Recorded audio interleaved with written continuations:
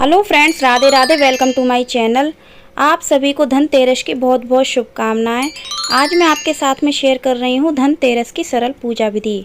Friends, Diwali का 5 दिवसीय त्यौहार धनतेरस के दिन से शुरू हो जाता है और भाई दूज तक चलता है। फ्रेंड्स, धनतेरस के दिन लक्ष्मी गणेश जी, कुबेर भगवान जी और धनवंतरी जी की पूजा की जाती है।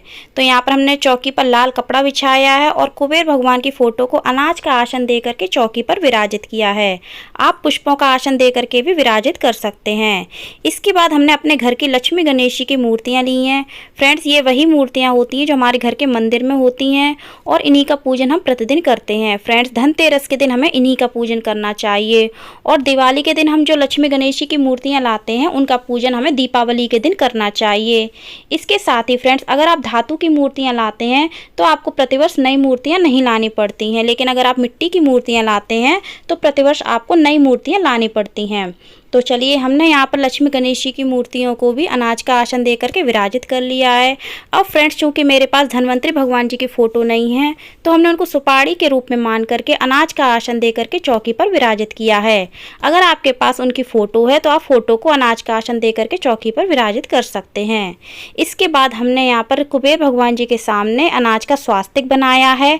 आप अनाज की ढेरी भी बना सकते हैं और फ्रेंड्स, अनाज के रूप में आप गेहूँ या फिर जौ का भी प्रयोग कर सकते हैं, लेकिन अगर आप अक्षत का प्रयोग कर रहे हैं तो ध्यान रखें टूटे हुए नहीं होने चाहिए। इसके साथ ही फ्रेंड्स, आप धनतेरस की पूजा बिना चौकी लगाए अपने घर के मंदिर में भी कर सकते हैं, लेकिन आप थोड़ी विस्तृत पूजा करना चाहते हैं या विशेष रूप से पूजा करना चाहते हैं तो आप चौकी लगा सकते हैं। इसके बाद फ्रेंड्स, आज के दिन भगवान कुबेर के सामने इस प्रकार का लंबी बाती वाला दीपक प्रज्वलित किया जाता है, जिसे कुबेर दीपक बोला जाता है। और फ्रेंड्स, यह दीपक शुद्ध देसी घी का होता है।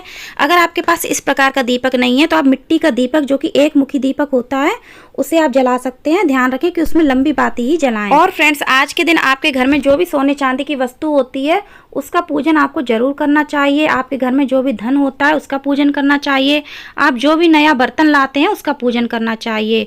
और अगर आप आज के दिन कोई भी सोने चांदी की वस्तु नहीं लाए हैं तो उसका पूजन भी आज के दिन जरूर करें। और अगर आप धनतेरस पर किसी कारणवश नहीं कर पाते हैं तो आप दिवाली के दिन उसका पूजन जरूर करें। तो फ्रेंड्स, अब हम पूजन करेंगे। पूजन आरंभ करने से पहले हमें दीप प्रज्वलित कर लेना चाहिए। उसके बाद हमने गणेश जी और माता लक्ष्मी का रोली अच्छे से पूजन किया है। गणेश जी को हल्दी की गांठ सुपारी अर्पित की है, साथ में उनको जनेऊ अर्पित किया है। अगर आपके पास जनेऊ नहीं है तो आप उनको वस्त्र के रूप में मौली अर्पित कर सकते हैं। इसके साथ ही फ्रेंड्स, गणेश जी को हम पुष्प अर्पित करेंगे, माता लक्ष्मी को पुष्प अर्पित करेंगे।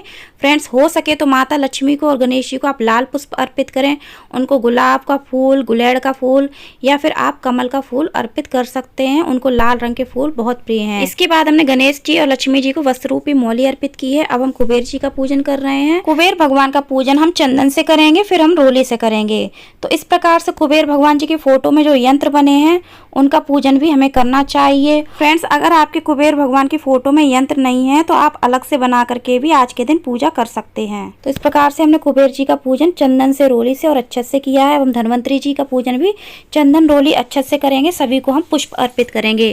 फ्रेंड्स, धनवंतरी जी का भी जन्म आज के दिन ही हुआ था। आज जी के दिन धनवंतरी जी धरती पर अवतरित हुए थे। माना जाता है कि समुद्र मंथन के दौरान धनवंतरी जी अमृत कलश लेकर के धरती पर अवतरित हुए थे। इस प्रकार से उन्हें आयुर्वेद का देवता भी कहा जाता है। तो फ्रेंड्स, इस प्रकार से जो दीप प्रज्वलित किया है उसका पूजन भी हमने रोली, अक्षत, चंदन से कर दिया है। अब हमने कुबेर भगवान को वस्त्र रूपी मौली अर्पित की है, जनेऊ अर्पित किया है और हम धनवंतरी जी को भी जनेऊ अर्पित करेंगे। अब इसके बाद हम माता लक्ष्मी को कमल गट्टा, कौड़ी और गोमती चक्र अर्पित करेंगे। इनको आप 5-5 की संख्या में भी अर्पित कर सकते हैं, चाहे तो आप 7-7 की संख्या में भी माता लक्ष्मी को अर्पित कर सकते हैं। अब आप जो भी बर्तन लाए हैं आज के दिन या फिर आपने जो भी धन रखा हुआ है, रुपए पैसे, तो उसका पूजन भी हमें आज के दिन रोली अच्छे से करना चाहिए। अब फ्रेंड्स, धनतेरस के दिन साबुत धनिया खरीदना बेहद शुभ होता है, तो आज के दिन आप थोड़ा सा धनिया खरीदें, जरूर खरीदें और उसको पूजा में जरूर रखें। तो हमने इस प्रकार से धनिया रखा है, खील बतासे का भोग लगाया है। यहाँ पर हमने धनवंतरी जी के लिए कुछ औषधि रखी हुई है। यह औषधि हमारे घर में ही आसानी से मिल जाती है। घर के किचन में लौंग, काली मिर्च, हल्दी और हमने दालचीनी ली है, तुलसी ले सकते हैं और तेज पत्ता ले सकते हैं। ये सभी औषधि है। इसके अलावा मैंने गिलोय के पत्ते लिए हैं।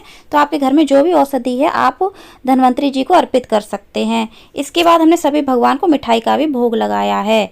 फलों का भोग लगाएंगे तो जो भी मौसमी फल हैं आप उनका भोग लगा सकते हैं। इस प्रकार से पूजन करने के बाद अब हम आरती करेंगे। सबसे पहले गणेश जी की आरती करते हैं, उसके बाद माता लक्ष्मी की आरती करेंगे, फिर हम कुबेर जी और धन्वंतरी जी की आरती करेंगे। और फ्रेंड्स कुछ लोग कहते हैं कि धनतेरस या फिर दिवाली के दिन माता लक्ष्मी की आरती नहीं करनी चाहिए, तो फ्रेंड्स ऐसा कुछ भी नहीं है, आप माता लक्ष्मी की आरती कर सकते हैं। अब फ्रेंड्स धनतेरस के दिन झाड़ू भी खरीदनी चाहिए, क्योंकि झाड़ू माता लक्ष्मी का स्वरूप होती है और उनका पूजन करना चाहिए। तो पूजन करने के लिए सबसे पहले मौली बांधनी चाहिए, उसके बाद रोली चंदन से तिलक करना चाहिए, अक्षत अर्पित करने चाहिए, पुष्प अर्पित करने चाहिए। पुष्प नहीं है तो आप बिना पुष्प के भी झाड़ू की पूजा कर सकते हैं। इसके बाद फ्रेंड धनतेरस की पूजा में आपने जो भी भोग लगाया है उसमें से थोड़ा थोड़ा भोग आप झाड़ू पर भी अर्पित कर सकते हैं, आरती दिखा सकते हैं। इस प्रकार से झाड़ू की पूजा की जाती है। और फिर पूजा हो जाने के बाद कुछ दक्षिणा हम अर्पित करेंगे। दक्षिणा हमारी पूजा में जो भी कमी रह जाती है उसकी पूर्ति करती है।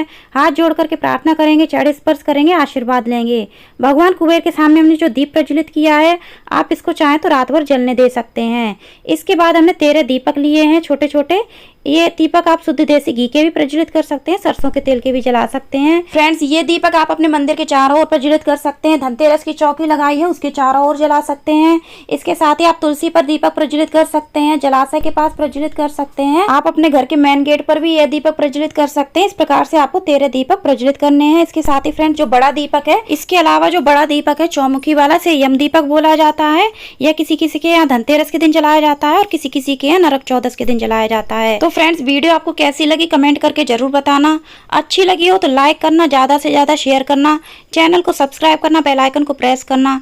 कमेंट में ओम गंग गणपतये नमः, जय श्री महालक्ष्मी माँ अवश्य लिखना। धन्यवाद। ओम गंग गणपतये नमः।